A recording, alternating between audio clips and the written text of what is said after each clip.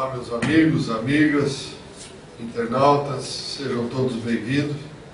Nós vamos dar continuidade e hoje vamos concluir o estudo deste livro, O Espírito do Cristianismo, que foi escrito pelo nosso patrono, Kaibar Schutter, em 1928-29, enquanto ainda estava encarnado.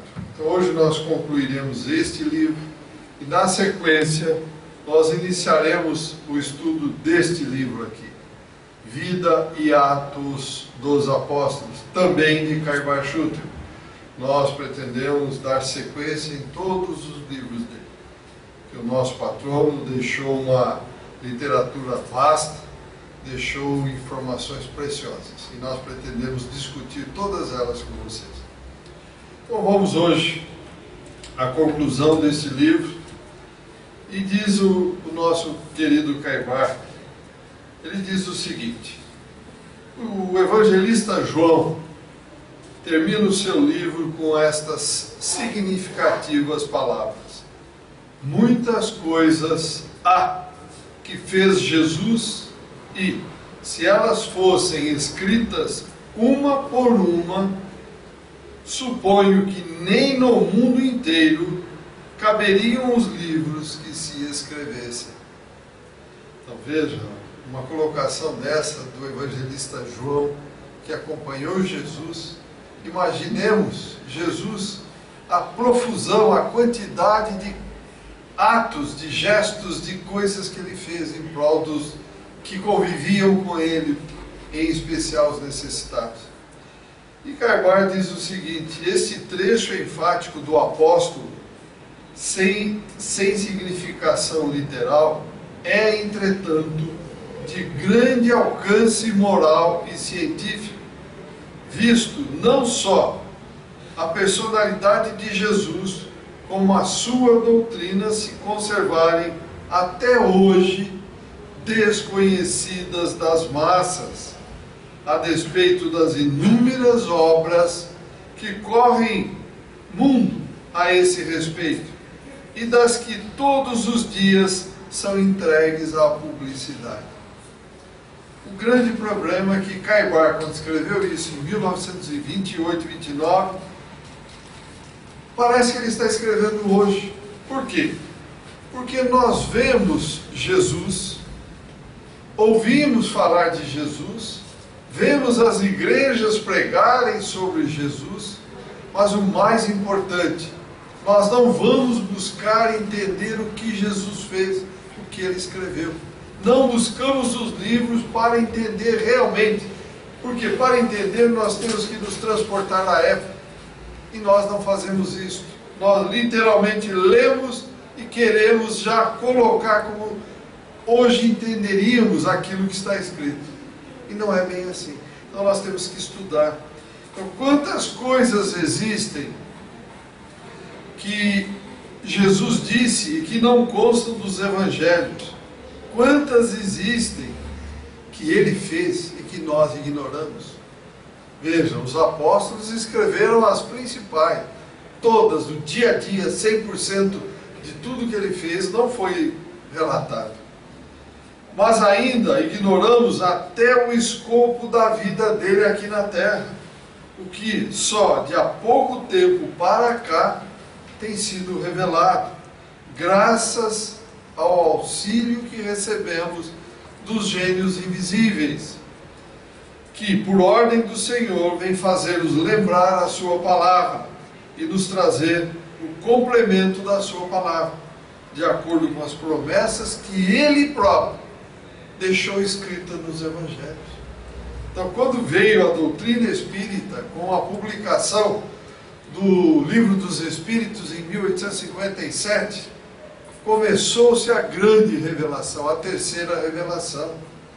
Veio de fato mostrar tudo aquilo que Jesus fez.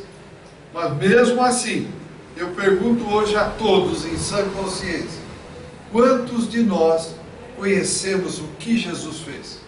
Quantos? Muito poucos.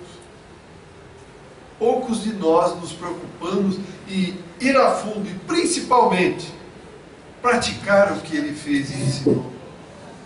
Isso é muito difícil. Difícil por quê? Porque nós estamos iludidos, voltados para a matéria. Queremos a matéria. Achamos que é só a matéria aquilo que nós podemos aproveitar. Quando na realidade não é só a matéria. A matéria é um ponto nessa trajetória infinita. Não há dúvida, continua Carvalho, ainda estamos balbuciando as primeiras sílabas do alfabeto divino. Agora é que começamos a despertar para as coisas espirituais. Mergulhados no mundo, pode-se dizer, ele coloca desta forma, entre aspas, um mundo fossilizado, premidos pela pesada atmosfera que nos circunda, impregnados de conceitos humanos que deslustram e abastardam nossa inteligência. Então o Evangelho tem sido para nós letra morta, sem significação nem expressão. Veja bem, numa escala infinita de aprendizado, que fomos criados simples e sem sabedoria, nós estamos mais próximos do ponto de início, ponto de partida, do que do ponto de chegada. Quantos de nós, se não a maioria de nós, ou todos até, não nos julgamos infalíveis? Não julgamos que os nossos pontos de vista são os verdadeiros? Nós é que sabemos, nós é que temos a sabedoria. Será que é verdade? Não é. Numa escala infinita nós estamos no começo. Então é o que ele diz aqui, impregnados de conceitos humanos que deslustram e abastardam a nossa inteligência. Até há pouco tempo atrás, nós mesmos que estamos hoje nestas bancadas procurando o Espiritismo, com certeza seguíamos em outras existências uma religião.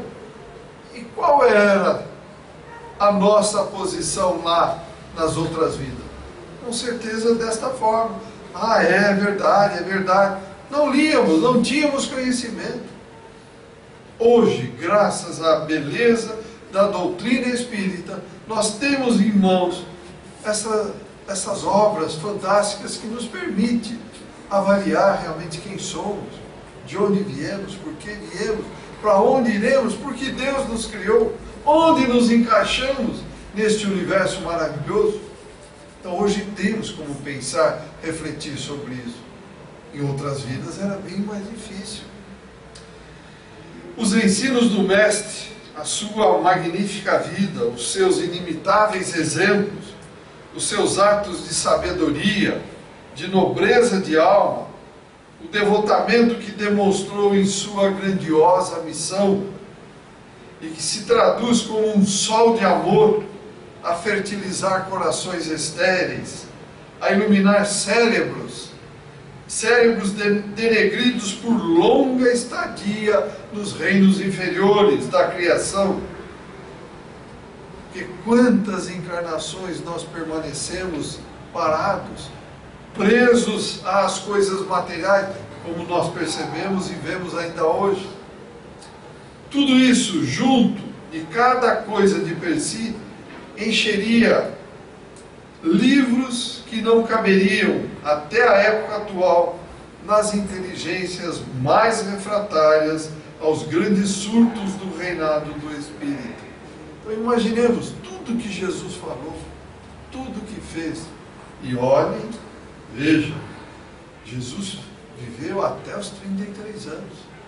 Mas, na realidade, o seu trabalho foi de quanto a quanto? Foi dos 26, 27, 28 anos, 30 anos, até os 33. Veja, num período tão curto, quanta coisa ele deixou. E eu pergunto, e nós? O que é que estamos deixando para que nós mesmos possamos aproveitar amanhã quando estivermos no mundo espiritual? Estamos nos baseando nesses ensinamentos? Estamos colocando em prática no dia a dia? Nem isso estamos fazendo, meus E se tivessem eles sido escritos naqueles memoráveis tempos em que a lapidação na praça pública, ou seja, a morte por apedrejamento na praça pública e o crucificamento faziam parte das legislações, em que o reinado de César absorvia com todos os seus tentáculos o reinado de Deus. Imagine se tivesse escrito tudo mesmo. Diz o Caibar, ainda hoje lutamos contra os maiores embaraços. Barreiras enormes e resistentes se erguem como que vedando os olhos dos homens ao reino de Deus. O que é que nós vemos hoje o comportamento da sociedade humana? Quando se fala em Deus, qual é o comportamento? Qual é o comportamento? Eu vi um comentário que achei muito interessante ontem. Parece que a Globo começou com uma novela nova e fala alguma coisa sobre reencarnação. Já existiam pessoas achando isso um absurdo. Quer dizer, cadê o reino de Deus? Cadê os olhos voltados para o reino de Deus? Imaginar que nós temos uma única encarnação, veio, tá, acabou, virou pó e fica por isso mesmo? Seria muita, desculpe até o termo, imbecilidade de cada um de nós. Como? No universo infinito, em que existe há bilhões e bilhões de anos, em que existe essa paz, essa harmonia, esse equilíbrio, esse amor, nós viríamos aqui e existiríamos 50, 60, 70 anos, 100 anos. E as crianças que morrem com 5 anos ou morrem ao nascer? Seria algo inconcebível, algo incongruente com o universo. Então nós temos que usar a inteligência, como ele diz aqui. Levantar os olhos e pensar, ver essa grandiosidade. Como, por exemplo, a nave Viking, que nesse momento já está a 18,7 bilhões de quilômetros da Terra, saiu da influência do sistema solar. E daí? O que é isso? Opa, morreu, acabou, agora não tem mais nada? Não, e esses bilhões e bilhões de constelações que existem? Bilhões e bilhões e trilhões de sóis e estrelas? Tudo isso não tem significado? É o que diz o Caibar, estamos apegados excessivamente à nossa coisa material, ao mundo que nós enxergamos. Não queremos levantar a cabeça, pôr a cabeça para fora e pensar e olhar. Neste tempo em que a instrução escrita e oral está, pode-se dizer, disseminada, e cada vez mais com a internet, com a computação hoje, e ainda há quem considere a alma concepção paranoica. Procura execrar Deus ou substituí-lo por um ente fantástico de justiça duvidosa, ou por uma palavra que nada exprime, que nada significa. O que pensar então, meus amigos e amigas, das épocas medievais, diz o Caibar Schutel, em que os poderes civis e religiosos se achavam sob direção arbitrária dos homens, absolutamente alheios aos sentimentos da verdade e da justiça. Na época medieval era exatamente isso. Não me interessa, justiça não existia. Verdade, que é verdade? A verdade é a minha, aquela que eu penso. A tal ponto que a Terra teve que engolir, que durante 1.200, 1.300 anos, que a Terra era o centro do universo. E outras coisas mais foram colocadas goela abaixo da humanidade. Então veja, nós temos que parar e pensar. Hoje, felizmente, já estamos gritando. Os homens já estão entendendo. Veio Cristo, ensinou a amar a Deus sobre todas as coisas e ao próximo como a si mesmo. Este é o caminho. Aí veio o Livro dos Espíritos. Qual é o modelo que nós devemos seguir? O Cristo. Este é o modelo da humanidade. Entretanto, diz Caibar, não maldigamos o passado com as suas trevas e os seus crimes, porque o passado, o presente e o futuro são obras de Deus. E a humanidade, na sua infância, no desenvolvimento do seu livre-arbítrio, não deixa de descambar para o erro e a injustiça. No período infantil, o homem erra mais do que acerta. Uma criança erra mais do que acerta. Faz mais mal do que bem. Diz o Caibar aqui em termos de comparar o homem na sua evolução. Então veja, hoje, dentro disto, nós seres humanos, fazemos mal, fazemos guerra, matamos, jogamos bomba, estamos preocupados em cada vez mais comandar, mandar, tirar o poder econômico, manter o poder econômico, tirar de uns, manter o outro. O que nós fazemos? Como é que nós estamos procedendo? Alguma pergunta, algum comentário até aqui, meus amigos e amigas? Então vamos em frente. Paulo, doutrinador dos gentios, continua Caibar, diz que o primeiro homem apareceu em alma vivente e o último em espírito vivificante. A alma vivente é impossível traduzir os desígnios divinos, que não são de morte para o pecador, mas sim de contrição, arrependimento e evolução. Olha, se você fizer coisa errada, você vai morrer, vai para o fogo do inferno. Vai ficar eternamente no fogo do inferno. Era isso que nos era ensinado. Ou seja, o espírito, a alma vivente. Cuidado, hein? Você vai morrer, você vai para o inferno. Agora, os desígnios divinos, nós temos um espírito vivificante. Ele continua eternamente, que é isso que diz. Nós temos que nos arrepender, fazer a contrição dos nossos atos e, mais do que isso, evoluir, né? Além do progresso do universo. Hoje estamos aqui, amanhã poderemos estar mais ou menos igual, mas se insistirmos em ser sempre igual, nós não ficaremos aqui, iremos para um planeta equivalente que pode nos receber. Senão nós vamos embora, vamos para a frente. Por isso, nós temos que evoluir, é o que diz aqui Caibar. A evolução faz parte de cada um de nós. A lei foi dada por Moisés, e a lei não se destrói, só fica sem efeito quando o homem está à altura de receber a graça e a verdade deixadas por Jesus Cristo. No princípio, o progresso atua sobre nós com certa liberação de forças para movimentar um conjunto de seres e de coisas que precisam entrar em ação.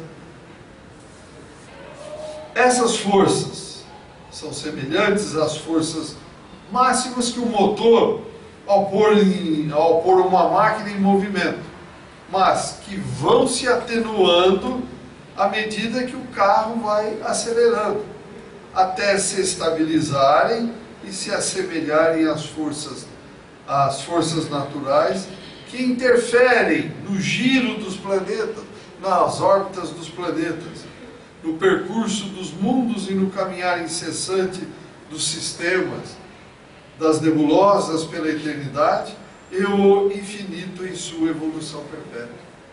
No começo, quando nós éramos simples, puramente simples, quase que sem nenhuma sabedoria, as coisas tinham que acontecer para que nós tomássemos uma decisão. É o que ele diz aqui. Mas à medida que vamos evoluindo, que já pegamos uma marcha, que já aprendemos muita coisa, nós só temos que ficar atentos para continuar evoluindo e não diminuir a marcha. É isso que ele diz. É um carro. Você acelera, depois ele pega o movimento e se mantém. Assim somos nós. Nosso planeta, como tudo na natureza universal, vem progredindo através de períodos, sei lá, milhões seculares, milhões de anos, 1000 vezes seculares. E assim, como o que era ontem já não tem razão de ser hoje. Também, o que hoje não podia ter lugar ontem. Por quê? Frustraria as leis naturais que agem em tudo, de baixo para cima, do pequeno para o grande, e não ser para o ser, do mínimo para o máximo. Imaginemos hoje, com tudo que nós temos, computador, celular, automóveis, aviões. Imaginemos isso no ano 1500. De repente aparecesse, isso. Como é que ficaria isso? Teria alguma razão de ser? Nenhuma. Não houve evolução para se usar, para se ter domínio disso. Então, tudo ao seu tempo e à sua hora. É isso que o Kaibar quis dizer aqui. Não tem chance. Hoje, por exemplo, nós poderíamos, como fez o Cristo, manipular fluido cósmico universal. Não fez milagre, criando, multiplicando os pães, os peixes, transformando a água em vinho. Vocês acham que nós, hoje, no nível evolutivo que estamos, teríamos condição de fazer isso? Não. Primeira coisa que ocorreria na cabeça dos mandatários: opa, com isto na minha mão, com esse poder eu vou dominar o mundo. Eu vou dominar o mundo. Não vai falar, o mundo será um lugar feliz para todos nós. Eu, a minha nação, eu vou dominar o mundo. Então tudo ao seu tempo e à sua hora. Não vai acontecer antes. Deus sabe tudo que ocorre. Não cai um fio de cabelo ou uma folha de uma árvore que o Pai não tenha conhecimento. Então, isso que ele está falando é verdade. Tudo ao seu tempo e à sua hora. Estudando-se a mensagem do Cristo em seu conjunto admirável, vê-se a sua ação vivificadora, primeiro aquecendo para depois iluminar, vitalizando, despertando, curando, para fazer crescer e viver, florescer e frutificar. E assim, como a luz atua nas plantas, a luz se faz nas almas, porque a luz é a vida e a vida a lei do universo. A luz é a lei do universo. Tudo ao seu tempo e à sua hora. Não adianta nós imaginarmos que um simples apertar de botão e nós seremos transformados imediatamente em espíritos evoluídos. Ledo engano. Nós já estamos há milhares de reencarnações patinando. Veio Cristo há 2000 anos, ensinou, mostrou o caminho. Nós somos efetivamente cristãos hoje? Analisemos. Façamos uma retrospectiva na nossa vida. Comparemos a vida, os ensinamentos do Cristo com a vida de cada um de nós. Podemos efetivamente nos taxarmos de cristãos? A religião, em sua pureza, compreende modalidades tão várias, quão variada é a elevação dos espíritos que nela vivem. Então veja, nós temos várias religiões, várias modalidades de religiões. É necessário? É necessário. Porque o nível evolutivo que nós estamos, cada um vai buscar o seu nicho de conhecimento e entendimento. Não adianta nós acharmos que todos têm que seguir A, B, C ou D. Não. Cada um vai espontaneamente buscar aquilo que lhe agrada, aquilo que lhe mostra o caminho da volta ao Pai. O Fiat Lux, ou a luz se faz, ou a luz se fez, da legenda, é um ato da mais extraordinária sabedoria, difícil de ser concebido, mesmo pelo homem ilustrado. As revelações que constituem a luz, vinda das alturas, vinda dos mais altos, dos planos elevados da espiritualidade, sucedem-se como as chuvas, como o orvalho matutino, mas em suas mais crescentes modalidades. No povo hebreu, ao despontar da inteligência humanizada, a revelação abraâmica repercutiu pela Judéia como som de um hino vibrante dos conselhos de Deus. Por toda a parte se ouvia grande anúncio vindo das alturas. Existe o Senhor, só Ele é o único Deus, Criador e Dominador do universo. Então, durante vários séculos, a frase era repetida com entusiasmo, servindo de estribilho nas canções do trabalho e na luta que enfrentaram todos os povos até então. Então, nem mandamentos, nem ordenações se faziam ouvir. Só depois de tantos e tantos séculos que permitiram a madureza do Espírito, crescer o Espírito, então a madureza do Espírito, as raças que existiam naqueles momentos, é que então revelação de Moisés falou no Sinai pelo legislador hebreu. Quando se fala que a revelação mosaica é o que todo mundo conhece como os 10 mandamentos. Então esta lei não veio destruir a revelação de Abraão, mas veio dar cumprimento e trazer o complemento indispensável ao grau de evolução que se achavam aqueles povos. Então vejam, demorou-se bastante tempo entre Abraão e Moisés.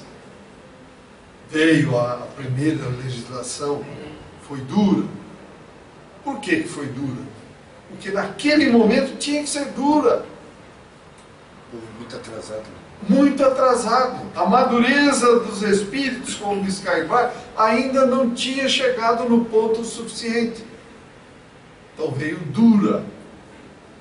Porém, passado mais alguns anos, alguns milhares de anos, veio Cristo. Não é o que diz o Carvalho ainda, ele vai dizer isso mais para frente. Seria outra revelação. Atenuou. Olha, esses 10 mandamentos nós vamos reduzir em 2. Amor a Deus e amor ao próximo. Puxa, mas de 10 só tem que cumprir 2? Quem ama a Deus e ama o próximo, automaticamente cumpre os 10 mandamentos de Moisés. Automaticamente. E aí depois veio a nova revelação, que é o Espiritismo, a terceira e última revelação. Então, voltando aqui, o Carvalho então diz o seguinte: só depois de tantos e tantos séculos que permitiram então a madureza, repetindo, madureza de espírito, as raças de então, é que a revelação mosaica falou no Sinai pelo legislador hebreu. Foi Deus que falou. Moisés, que era médium, recebeu, através de um espírito elevado, os 10 mandamentos. Porque impossível que algum ser aqui recebesse Deus, a não ser Jesus. Jesus sim, esse conseguiria. A tal ponto que ele, como ele mesmo diz, eu e o Pai somos um. Então, a lei mosaica, não veio destruir a revelação, mas dar-lhe cumprimento e trazer o complemento indispensável ao grau de evolução que se achavam aqueles povos. Outra eternidade transcorreu, com repetidos convites e exortações dos profetas para a observância da lei, a fim de preparar as inteligências para receber a revelação messiânica. Então vieram vários profetas para preparar a vinda do Cristo. E eis que aparece Jesus como emissário do Verbo divino, cumpridor da lei, a retirar os erros de interpretação que davam às ordenações, um caráter de desamor e desumanidade. A palavra de amor, mais uma vez, ecoou sonora naquelas regiões, revogando então o dente por dente, olho por olho. E extinguiu naquele momento o quê? Ódios. Cristo aboliu cultos e denominações, tentou trazer a fraternidade sob o império absoluto da paternidade divina. Somos todos irmãos, filhos de um mesmo Pai, Deus. Foi isso que o Cristo bateu bastante. Então, há praticamente 2000 anos, este preceito se impõe aqui no nosso meio, na humanidade, não sendo, entretanto, recebido senão pelos corações adestrados pelos espíritos elevados. Então, o que acontece? Todos aceitaram os ensinamentos do Cristo? Não, esse foi um revolucionário, esse foi um indivíduo meio perdido, dizem alguns, mas não se aprofundam nos seus ensinamentos, mas não vão estudar a fundo para ver o que ele fez, não se atém àquele trabalho que em pouco tempo, em alguns anos, levou para a humanidade esta coisa fantástica, esse evangelho fenomenal. Então, o que continua? Nós, na nossa pequenez, na nossa cabeça pequena, no nosso princípio evolutivo, que somos pequenos, achando que já temos conhecimento de tudo, quando não conhecemos nada. Repetindo, estamos mais próximos do ponto de partida do que do ponto de chegada. Há muitos, esses ensinamentos do Cristo têm proporcionado proveitos, mas a maioria se conserva ainda surda às suas vozes, completamente alheios a todos aqueles ensinamentos e exemplos. O Senhor então volve novamente à humanidade e, por meio de uma revelação impessoal, exorta-a para que cumpra a lei que não tem sido observada e proporciona pelos mensageiros executores da sua palavra mais um aditamento que equivale a mais um raio de luz a vibrar nos espíritos dóceis às cintilações do além. Estamos falando da revelação espírita. A revelação espírita explica a completa revelação messiânica, o que equivale a dizer a revelação espírita veio revivificar o cristianismo, veio fazer o cristianismo ser relembrado, colocado em prática, repetindo-o em sua singeleza primitiva. E acrescenta aquilo que Jesus não podia dizer naquela época, dado ao atraso dos seus contemporâneos, que não podiam suportar uma luz mais intensa do que aquela que havia sido dada. Ou seja, não adiantava dar um conhecimento maior, ele não seria absorvido. É a famosa parábola: não dai pérolas aos porcos. Para que dar pérolas aos porcos? Qual a diferença? Para que dar um ensinamento maior do que aquele que nós podemos suportar e assimilar? É jogar fora. Desvendando aos homens, então, esses horizontes ignorados, a nova revelação, baseada na religião universal, promete-nos ainda novos ensinos no campo intérmino da sabedoria. Sabedoria infinita. Não tem limite. O dia que nós estivermos junto a Deus, aí nós estaremos muito próximos ao infinito da sabedoria. Mas a distância está muito longa ainda, meus amigos e amigas.